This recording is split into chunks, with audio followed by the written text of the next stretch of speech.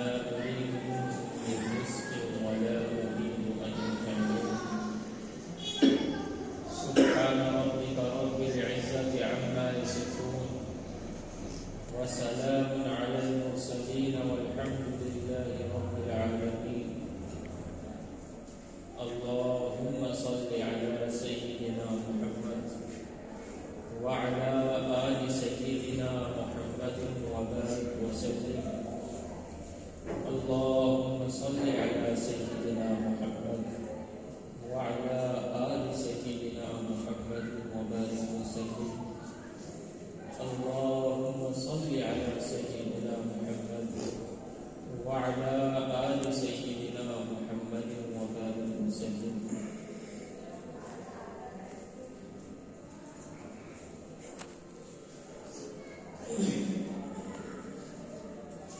اس دنیا میں بسنے والا کوئی بھی فرد، بلکہ یہ کہا جائے کہ اس دنیا میں سانس لینے والا کوئی بھی جاندار، چاہے وہ انسان ہو یا جانور ہو، مشاہدہ یہ بتاتا ہے، تجربہ یہ بتاتا ہے کہ کوئی بھی سانس لینے والی چیز جس کے اندر اللہ نے روح رکھی، جس کے اندر مالک نے جان رکھی، وہ اپنا کوئی کام بغیر کسی مقصد کے نہیں کرتی. آپ دیکھیں کہ ایک رکشہ والا ہے، سخت گرمی میں خون پسینہ ایک کر رہا ہے، سواریوں کو ادھر سے ادھر لاتا ہے، لے جاتا ہے، انہیں ان کی منزل پر چھوڑ کر آتا ہے اور انہیں ان کے علاقے میں چھوڑ کے آتا ہے. دن بھر اس طرح کی محنت کرنے کا کیا مطلب؟ اس کا ایک مقصد ہوتا ہے کہ میں جب یہ محنت کروں گا اور دن بھر اپنے آپ کو تھکاؤں گا اور لوگوں کا مجھ سے فائدہ ہوگا تو لوگ مجھے بطور اجرت کے اور بطور مزدوری کے کچھ پیسے دیں گے، کچھ مال دیں گے، جس کے ذریعے سے میں اپنے خرچے پورے کروں گا، اپنے اہل و عیال کی کفالت کروں گا. آپ دیکھتے ہیں کہ ایک مزدور کس طرح محنت کرتا ہے،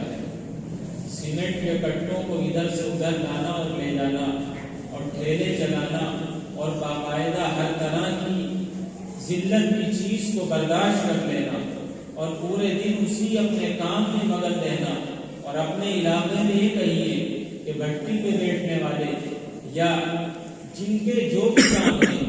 اپنے کاموں کو انجام دینے والے کس قدر محنت کے ساتھ اور دل کے ساتھ اور دل لگی کے ساتھ اپنا یہ کام انجام دیتے ہیں. ان تمام کے تمام لوگوں کا کوئی نہ کوئی مقصد ہوتا ہے اور وہ مقصد یہ ہوتا ہے کہ جب ہم یہ کام کریں گے اور صبح سے لے کر شام تک کا وقت اور صبح سے لے کر دوپہر تک کا وقت اور فجر سے لے کر کے رات تک کا وقت جب ہم اپنے کام کو دیں گے تو اس کام کے ذریعے سے ہمیں کچھ نقدی اور روپیہ ملے گا، جس کے ذریعے سے ہم اپنے گھر والوں کی کفالت کر سکتے ہیں، اپنی ضرورتیں پوری کر سکتے ہیں. اس سے آگے بڑھیے، مدرسے میں پڑھنے والے طلبہ، اسکول میں پڑھنے والے اسٹوڈنٹس، متعلمین، جب وہ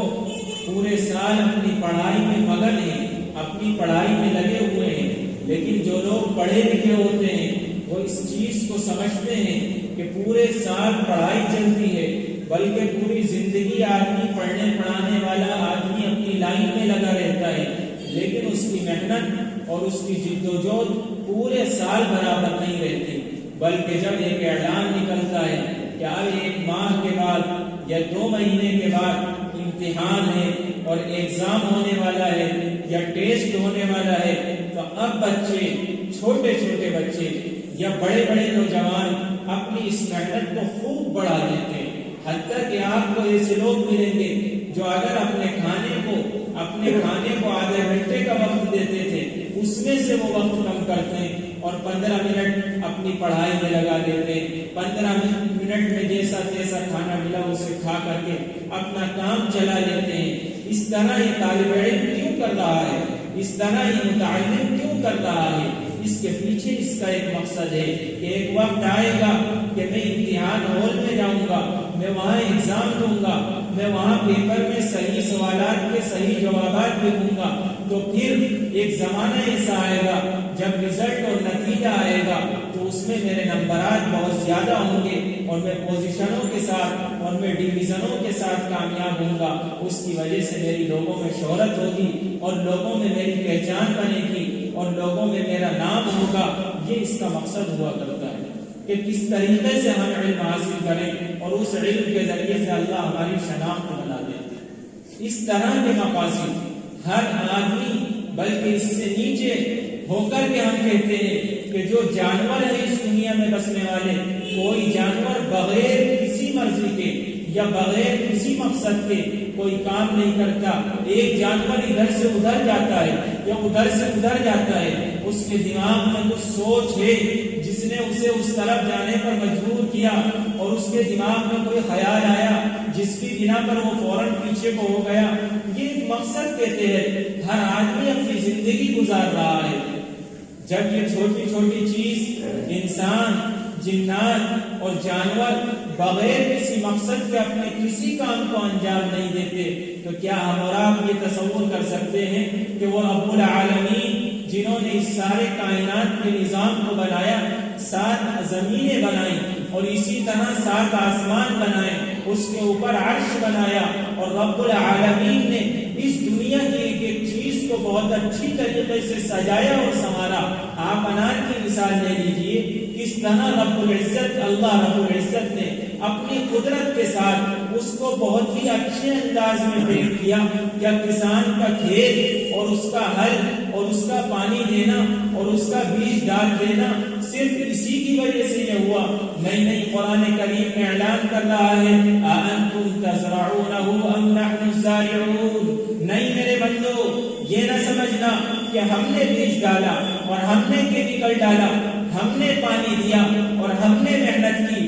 تو اب یہ چیزیں ہماری وجہ سے وجود میں آئی۔ نہیں میرے بندو، ایسا نہیں۔ أَأَنْتُمْ تَزْرَعُونَهُ، کیا تم اسے اوپر کو نکالتے ہو؟ أَمْ نَحْنُ الزَّارِعُونَ، یا پیدا کرنے والے ہم ہیں۔ رب العالمین نے طرح طرح کے پھول بنائے، طرح طرح کے پھل بنائے، طرح طرح کی چیزیں بنائی۔ دنیا میں گھومنے کے لیے قرآن کریم کہتا ہے نکل جائیے دنیا میں اور ذرا جا کر کے دیکھیے، رب کائنات کی قدرت کے نظارے دیکھیے کہ اس نے کس طرح کے پہاڑ بنائے، کس طرح کے آبشار بنائے، کس طرح کے دریا رواں کیے اور کس طرح کی ہوائیں وہ چلاتے ہیں، اور بہت عجیب انداز سے اس دنیا میں کس طرح کے خوشنما منظر انہوں نے رکھے۔ یہ رب العالمین، یہ ساری کی ساری چیزیں اللہ تبارک و تعالی نے بنائی۔ یہ جھرنوں کا بہنا اور ہواؤں کا چلنا اور آسمان کے نیچے سورج کا ہمیں روشنی پہنچانا اور چاند کی وجہ سے ہم رات کی تاریکی میں دیکھ سکتے ہیں،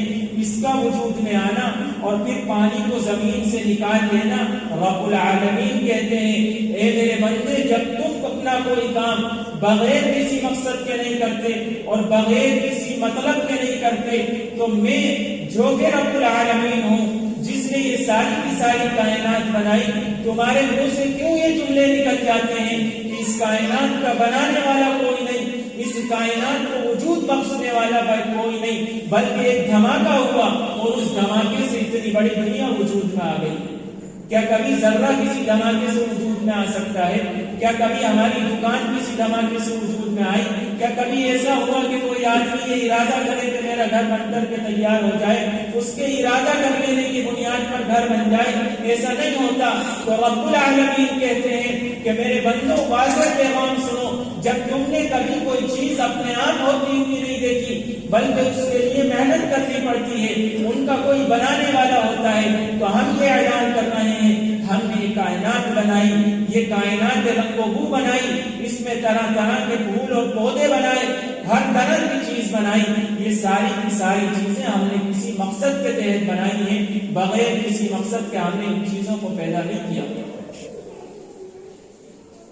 اور قرآن کریم میں اسی کو تعبیر کیا گیا کہ لوگوں نے یہ گمان کر رکھا ہے کہ ہم نے ان کو عبث پیدا کر دیا، بیکار پیدا کر دیا، یوں ہی پیدا کر دیا کہ وہ صرف اور صرف اپنے کاموں میں مگن رہیں اور ہماری طرف توجہ نہ دیں۔ نہیں، قرآن کریم اس کا انکار کرتا ہے۔ قرآن کریم اس سے آگے بڑھ کے کہتا کہتا ہے قرآن کریم اس سے آگے بڑھ کر صراحت کے ساتھ بیان کر رہا ہے وَمَا خَلَقْتُ الْجِنَّ وَالْإِنسَ إِلَّا لِيَعْبُدُونَ کہ دیکھو یہ پیغام دیا جا رہا ہے دنیا میں بسنے والے ایک ایک فرد کو اور ایک ایک شخص کو یہ پیغام دیا جا رہا ہے کہ اس دنیا میں جتنی چیزیں بنی اور انسانوں کو وجود بخشنا ان کے ایک ایک عضو کو اور ایک ایک چیز کو صحیح سالم بنا دینا رب العالمین کہتے ہیں کہ میں نے تمام کے تمام جناتوں کو اور تمام کے تمام انسانوں کو صرف اور صرف اپنی عبادت کے لیے پیدا کیا میرا مقصد یہ نہیں ما اريد منهم من رزق ولا اريد ان يطعمون میرے بندو یہ نہ سمجھنا کہ میں نے پیدا کر کے تمہیں چھوڑ دیا کیا کرنا ہے پیدا کر کے اب کاروبار میں لگو اب تجارت میں لگو بیوی بچوں میں لگو اور اہل و عیال میں لگو نہیں میرے بندو میرا یہ مقصد نہیں بلکہ ہمارا ایک مقصد ما اريد منهم من رزق اگر تم یہ سمجھتے ہو کہ ہمیں اس لیے پیدا کیا گیا کہ ہم محنتیں کریں اور ہم کاروبار میں خوب ترقی کریں ہم جاب حاصل کریں ہم نوکریاں ڈھونڈیں اور ہم خوب پڑھائی لکھائی کریں اور اس کی وجہ سے اللہ کو کچھ روزی اور کچھ گیہوں اور کچھ چاول یا کچھ مشینیں اللہ کے سامنے پیش کر دیں کہ اللہ آپ ہم سے یہی چاہتے ہیں قرآن صراحتاً انکار کر رہا ہے ما اريد منهم من رزق کہ اللہ کو تمہاری روزی کی کوئی ضرورت نہیں اللہ کو تمہارے گیہوں اور چاول کی کوئی ضرورت نہیں اللہ کو تمہاری ڈگریوں کی کوئی ضرورت نہیں اللہ کو تمہاری قابلیت کی کوئی ضرورت نہیں ولا اريد ان يطعمون اور نہ ہی میں چاہتا ہوں کہ میں ایسا ہوں کہ تم میں سے ایک ایک شخص آئے میں نے چونکہ تمہیں پیدا کیا کسی زمانے میں آپ دیکھتے ہیں کہ ماں باپ بچے پہ محنت کرتے ہیں بچہ نوجوان ہو کر کے تیار ہو گیا اس کی شادی ہو گئی اب یہ ماں باپ بڑھاپے کے مرحلے میں آ گئے تو یہ وہ موقع ہوتا ہے کہ ماں باپ کو آس لگتی ہے کہ ہمارا جوان بیٹا ہمارے لیے سہارا بنے گا ہماری مدد کرے گا اور ہماری خدمت کرے گا لیکن قرآن کریم کہتا ہے کہ رب العالمین کو کبھی والدین کے قیاس نہ کرنا رب العالمین تو وہ ہیں جو کہتے ہیں ما اريد منهم من رزق تمہارے والدین تم سے کوئی نہ کوئی مطلب رکھتے ہیں تمہارے رشتہ دار تم سے کوئی نہ کوئی مطلب رکھتے ہیں تمہارے ساتھ میں چلنے والے دوست اور گلے میں ہاتھ ڈال کے چلنے والے پھرنے والے دوست تم سے کوئی مطلب رکھتے ہیں لیکن ہمارا یہ مطلب نہیں ہمارا یہ ارادہ نہیں کہ تم ہمیں کھانا کھلاؤ تم ہمیں روزی پہنچاؤ بلکہ قرآن کریم یہ کہتا ہے اور جناب رسول اللہ صلی اللہ علیہ وسلم کی حدیثیں بیان کرتی ہے کہ رب العالمین نے ہمیں عبادت کے لیے پیدا کیا سوال ذہن میں آئے گا کہ ہم اللہ کی 24 گھنٹے عبادت کس طرح کر سکتے ہیں ہمارے ساتھ بیوی بچوں کا مسئلہ ہے تجارت کا مسئلہ ہے اپنے کاموں اور ضرورتوں کا مسئلہ ہے ہر کسی بندے کے ساتھ کسی نہ کسی درجے میں بیماری لگی ہوئی گھر میں بہت سارے افراد بیمار یہ 24 گھنٹے کس طرح عبادت کر سکتا ہے قربان جائیے جناب رسول اللہ صلی اللہ علیہ وسلم کی ذات گرامی پر اللہ آپ کی قبر پر بے شمار رحمت نازل فرمائے اور آپ پر بے شمار سلام نازل فرمائے اور آپ کی قبر کو جنت کا باغ بنائے اور آپ کو اعلیٰ درجات عطا فرمائے آپ کو وسیلہ عطا فرمائے اللہ کے نبی نے بیان فرمایا کہ میرے بندو آیت سے گھبرا نہ جانا کہ آپ جب اللہ کی عبادت میں لگیں گے تو دنیا کو بالکل چھوڑنا پڑے گا نہیں ذرا ہم یہ کہتے ہیں کہ تم تجارت بھی کرو تم بیوی بچوں کے ساتھ بھی رہو تم اہل و عیال کے ساتھ بھی رہو تم رشتہ داروں کے ساتھ بھی رہو اور محلے میں رہو اپنے علاقے میں رہو کسی چیز کو چھوڑنے کو قرآن کریم نہیں کہہ رہا بلکہ اللہ کے نبی صرف اتنا کہتے ہیں کہ جب کھانے کے لیے بیٹھتے ہو تو کھانا ویسے نہیں کھاتے ہو ہاتھ دھو اور اللہ کے نبی کی سنت کی نیت کر لو جتنی دیر تم کھانا کھاؤ گے آدھا گھنٹہ یا پون گھنٹہ 15 منٹ یا 20 منٹ وہ کھانے کا وقت تمہاری عبادت میں لکھ دیا جائے تم تجارت کرتے ہو تجارت کا مقصد یہ ہوتا ہے کہ میرے پاس دولت آئے میرے پاس مال آئے قرآن کریم کسی کی تجارت میں روک نہیں لگاتا قرآن کریم کسی کی دکان کو بند کرنے کے لیے نہیں کہتا قرآن کریم تو یہ کہتا ہے کہ تجارت کا ذرا سا رخ موڑ چھوڑ کر جناب رسول اللہ صلی اللہ علیہ وسلم کے طریقے پہ کر دو. 24 گھنٹے میں صرف 5 مرتبہ اپنی دکان سے اٹھ کر کے مسجد میں آ جانا اور چند رکعت میں پڑھ کر واپس اپنی دکان پر چلا جانا. یہ نہ سمجھنا کہ میں نے اللہ کی عبادت نہ کی، بلکہ 24 گھنٹے اگر دکان پہ بیٹھتا ہے اور جناب رسول اللہ صلی اللہ علیہ وسلم کی سنت کا خیال رکھتا ہے تو یہ وہ بندہ ہے کہ جو 24 گھنٹے عبادت میں مصروف ہے. یہ دکان نہیں چلا رہا، لوگوں کو لگ رہا ہے کہ دکان چلا رہا ہے، لیکن چونکہ اس کے زبان پہ اللہ کا ذکر ہے اور اس کے عمل میں اور اس کی تجارت میں جناب رسول اللہ صلی اللہ علیہ وسلم کا طریقہ ہے، اس لیے یہ بندہ کامیاب ہے اور اعلیٰ درجے کا کامیاب ہے. یہ قرآن کریم ہمیں بیان کرتا ہے. اسی طرح قرآن کریم نے اللہ نے خود بیان فرمایا کہ ہم نے اس دنیا کو بنایا اور ایک مرد سے بنایا، پھر اس کے بعد انا خلقناکم من ذکر و انثی وجعلناکم شعوبا وقبائل، تمہاری بہت ساری قومیں بنائی، برادریاں بنائی. اب کیا ہوگا؟ یہ سلسلہ نسلوں کا اس طرح چلے گا کہ ایک لڑکے اور لڑکی کا نکاح کیا جائے گا، وہ دونوں آپس میں ملیں گے، نسل آگے تو وجود میں آ جائے گی. قرآن کریم کہتا ہے کہ یہ طریقہ بھی رسموں اور رواج کے مطابق نہ کرو، بلکہ جناب رسول اللہ صلی اللہ علیہ وسلم نے ارشاد فرمایا ان اعظم النکاح برکۃ ایسرہ مونۃ، کہ سب سے بڑا نکاح، برکت سب سے زیادہ اس نکاح میں اللہ نے رکھی ایسرہ مونۃ، جس میں خرچہ سب سے کم ہو. لیکن آج اس کے برخلاف ہو رہا ہے اور اس کے برخلاف لوگ استعمال کر رہے ہیں. یہ ہمارا وہ علاقہ ماشاءاللہ جو بہت بہترین مانا جاتا ہے اور جہاں آپ کے حضرت مولانا مفتی عبد الرحمان صاحب رحمۃ اللہ علیہ، اللہ ان کے قبر کو نور سے بھرے، جنہوں نے اس پورے کے پورے چمن کو سینچا اور جتنے لوگوں کے چہروں پہ داڑیاں اور ٹوپی والے، یہ داڑھی والے اور یہ کرتے پائجامے والے جو نظر آتے ہیں، لوگوں کا یہ کہنا ہے اور اللہ کرے حقیقت بھی یہی ہو کہ یہ انہی کا فیض ہے کہ آج ماشاءاللہ یہ علاقہ چمکا رہا ہے. کچھ ایسی چیزیں سامنے آتی ہیں جو اگر ہمارے سامنے نہ آئے تو بہت اچھا ہے. یہ ایسی مسجد جسے سینچا گیا اور جسے آگے بڑھایا گیا، جس میں بزرگوں کا سایہ رہا اور جس میں اللہ والے رہے، جن سے قوم نے خوب اور خوب فائدہ اٹھایا. ایک زمانہ وہ تھا کہ کبھی ایسا نہ ہوتا تھا کہ لوگ شادی بیاہ میں اسراف کرتے، لوگ شادی بیاہ میں ڈیک لاتے، لوگ شادی بیاہ میں ڈی جے بجاتے، لوگ شادی بیاہ میں گانے بجانے میں لگتے. کیوں؟ وہ اللہ کا نیک بندہ موجود تھا. میرے عزیزوں، بزرگوں کا ادب یہ ہوا کرتا ہے کہ جب اللہ کا نیک بندہ ہمارے سامنے موجود ہو تو ہم اس کے سامنے کوئی ایسا عمل نہ کریں جو اس کے دل کے تکبر کا سبب بنے، اور جب وہ اپنی قبر میں چلا جائے اور اپنی قبر میں ہم سے پردہ فرما جائے تو اس کے بعد بھی ہماری نسلوں کے ذریعے سے کوئی ایسی چیز وجود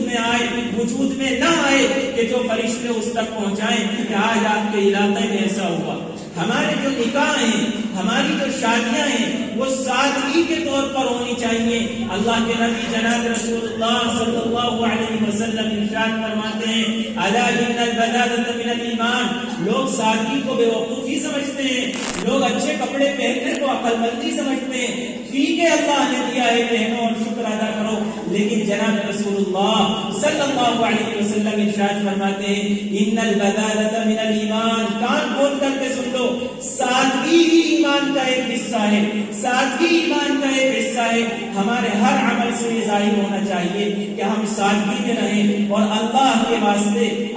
واسطے اس پورے علاقے کا ماحول، آپ دوسرے علاقوں میں جائیے، کسی پر تفاوت نہیں دیتا، فرق نہیں دیتا، فضیلت نہیں بتا رہا، لیکن الحمدللہ یہ علاقہ بہت نیک.